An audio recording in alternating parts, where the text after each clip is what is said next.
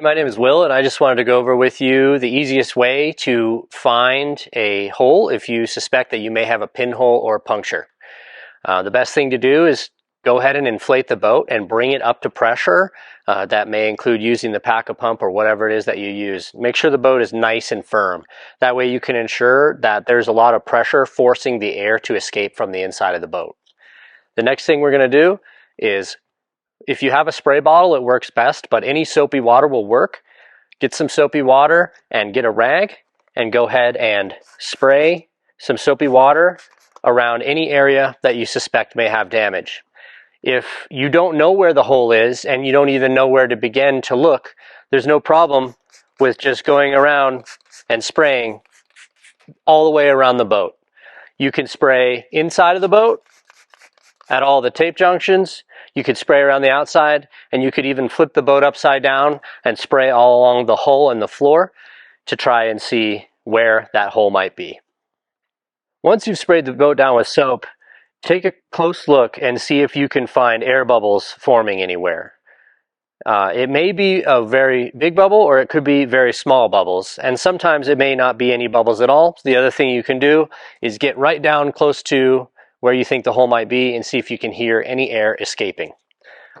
Once you've found it and you know where it is, feel free to wipe away any and all soap and take note of where the puncture is. If you're out in the field and you have a puncture and you've located it, you can take a few different approaches to fixing the hole. The easiest way to fix the pinhole so that you can repair it when you get home is going to be to use either Tyvek tape or Aquaseal UV. Once you've located the puncture, if you're interested in just a quick repair to get home, you can use a piece of Tyvek tape. We don't have this in the basic repair kit, but it is purchasable on our website as well as most hardware stores.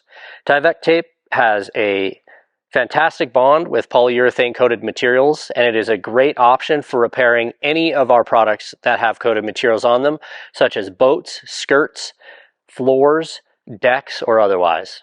Once you've located the hole, get a nice section of tape and make sure that you are applying it without any wrinkles. The easiest way to do that is to start from the center and then work your way out. The key here is that if you do have any wrinkles, air is going to travel wherever the wrinkles form. Be sure to rub down all of the edges of the tape so that they're not prone to being lifted off by rocks or other river features, and you're good to go. Now you can finish your river trip, get yourself out of there. Once you're back on shore and you're ready to do a more permanent repair, we can either remove the Aquaseal UV or the Tyvek tape. One of the greatest advantages of the Tyvek tape is that it is easily removable from our boat materials. If you use Tyvek tape as a patch, it is recommended to do a more permanent patch once you get home. Sometimes when you're boating, you may experience a hole that is a bit larger than a pinhole. If you have a hole like this, you're going to have to do a more substantial repair. Once you've located the source of your leak, it's important to mark its location and make sure that you can come back to it. You can use a dry erase marker or a pen. In this case, we've got a pinhole, and we also have a larger, more substantial tear.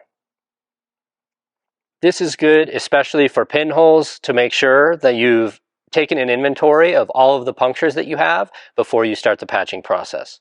Once you have found all of the holes and you're ready to move on, it's important to find a patch that's going to provide good coverage over any and all damage that exists. Our website sells a pre-designed patch kit with a few different size patches in a blue-black material, and this should cover most of your needs. In this case, this rectangular patch covers the damage nicely. Now that we've decided the patch that we want to use and we know that it covers our damage, we can begin the patching process. Again, we will take a marker and we will outline where the patch is going to go down. It's really important to mark the outer boundary of your patch because you need to ensure that you have proper application of glue on both the patch and the boat itself in order for the patch to stick properly. Once you have your patch marked, if you prefer, you can remove the original markings with a little bit of rubbing alcohol. When we're doing any patching, we recommend the use of acetone You can also use MEK.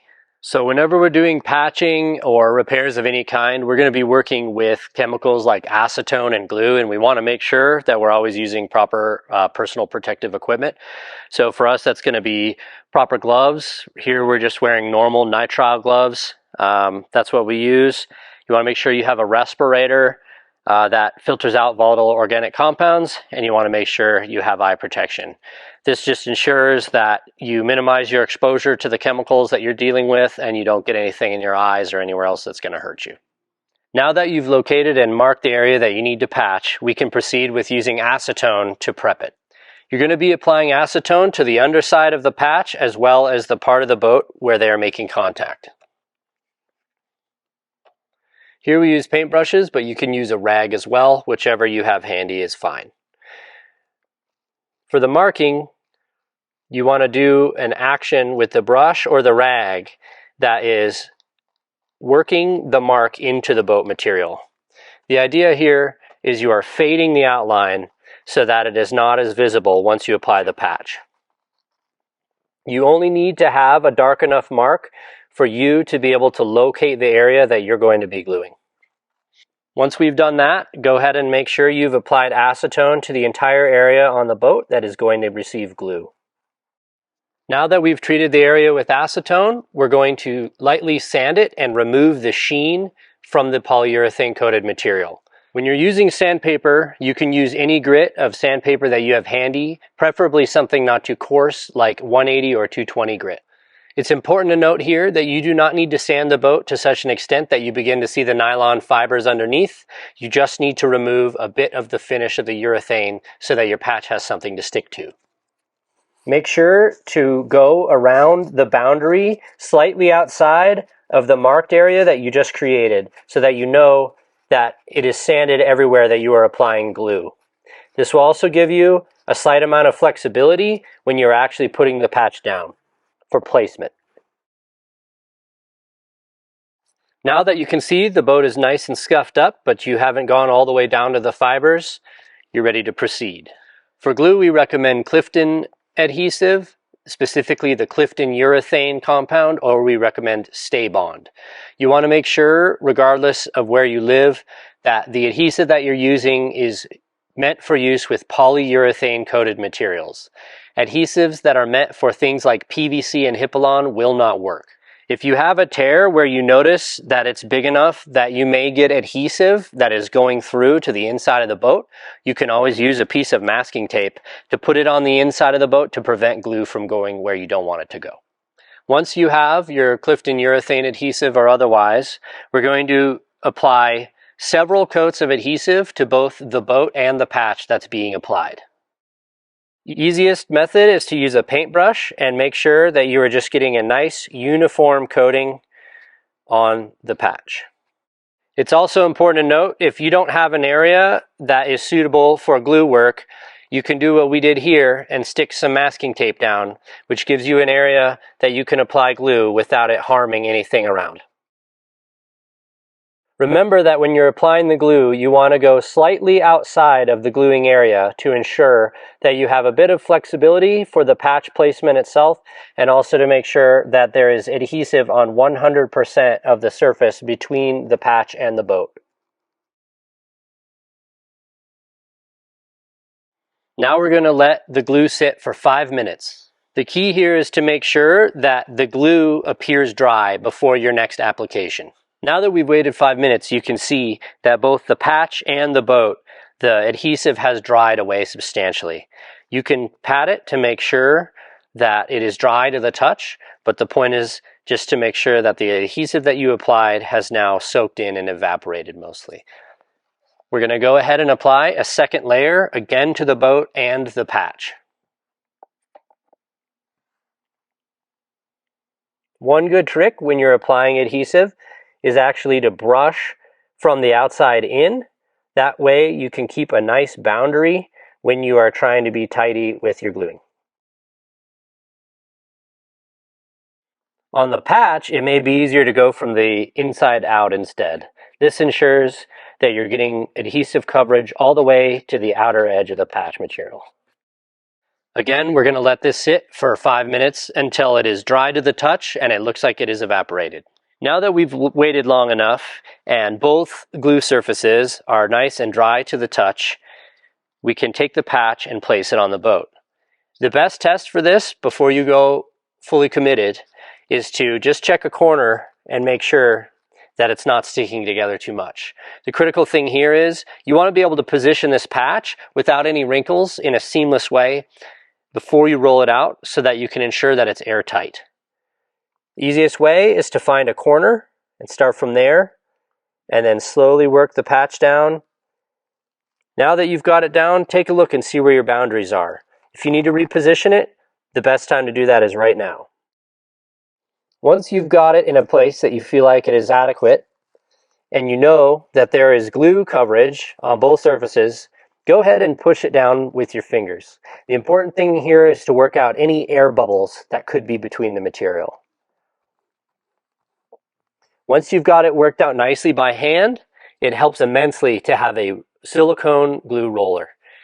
You can find these on Amazon for a range of prices, but the critical part is having this roller allows you to roll it out and distribute pressure all on the patch to make sure it is bonded very well.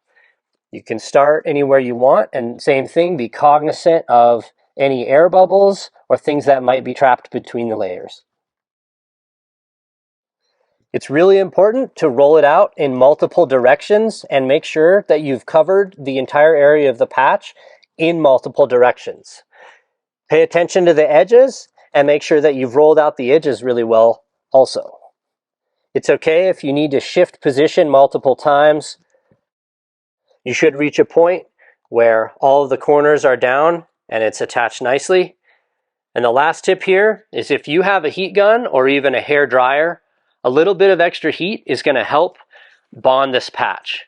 Especially if you're working in a colder environment or in a garage outside, heat is going to help a lot. You want to pay attention to your heat gun settings. Make sure you don't burn the boat. 200 degrees is a great temperature.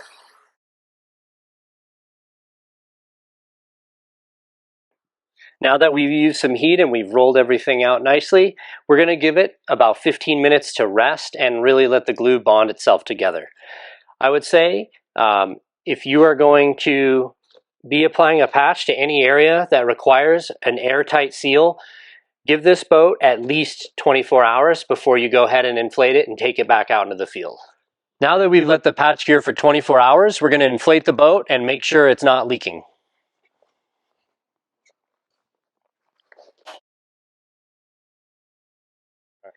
If you need to check your patch, you can use soapy water and spray around the boundaries. If it is leaking, you're going to see air bubbles forming the same way you saw them forming when we were investigating the pinhole from earlier. If your patch is leaking, you're going to have to ice the area that is leaking, and you may potentially have to apply another patch to that area to prevent it. If you needed to patch your floor instead of one of the boat tubes, the process is fundamentally the same. Our recommendation will be, whenever possible, try to patch the floor from the inside of the craft. That means that the patch will be sitting on the floor that you're contacting, but it also means that there's nothing on the underside of the boat to get snagged or caught on a rock when you're out boating.